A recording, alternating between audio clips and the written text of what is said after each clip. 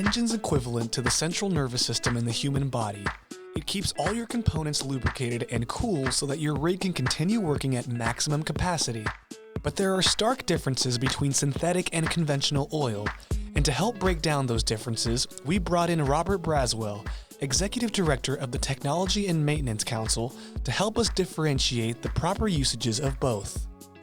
Well, conventional and synthetic oils are very similar in the sense that all oils are made from a base stock and an additive package. The difference is, what is that base stock made of? And so a conventional or a mineral oil, as we call it, are derived from petroleum-based stocks. They're derived from crude oil sources of a variety of different types. When it comes to synthetic lubricants, and they of recent years have been more accepted as the lubricants of choice by manufacturers because of a number of different properties, but they are chemically constructed so that they are primarily petrochemical sourced, but they are more precisely created, I guess, or designed. You can think of them like designer-based stocks, I suppose. Oils affect different aspects of your engine, such as your drainage frequency. On top of that, there are oils that are specifically used for different parts of your rig, such as transmission oil, where you also need to decide between synthetic and conventional. So how do these oils affect non-engine components, and which is right for your workflow?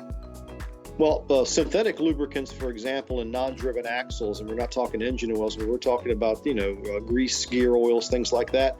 They make great sense because they have a lot of desirable properties, such as they resist oxidation, they resist degradation, they perform better in colder climates, for example, but they're expensive.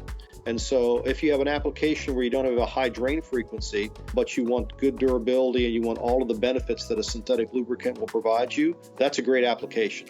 So non-driven axles, transmissions, they're great applications for that. But what does that mean in terms of which one to add to your engine? What are the pros and cons? Well, I guess the real question is that does a synthetic lubricant make sense for your engine oil package? Because synthetic engine oil can be 2 to 4 times as expensive as conventional or mineral oil. Now, if your oil drain intervals are going to be extended by using that synthetic lubricant, that may make economic sense for you. It certainly is going to perform better. Again, it's going to get you less sludge, less deposits. It's going to be able to take higher temperatures and higher loads. And of course, it's going to resist oxidation and it's going to resist chemical degradation. But if it's not making economic sense for you to operate that way, that's something you have to figure out. And conventional oils are perfectly adequate for meeting all of the manufacturer requirements as long as the manufacturer says it does.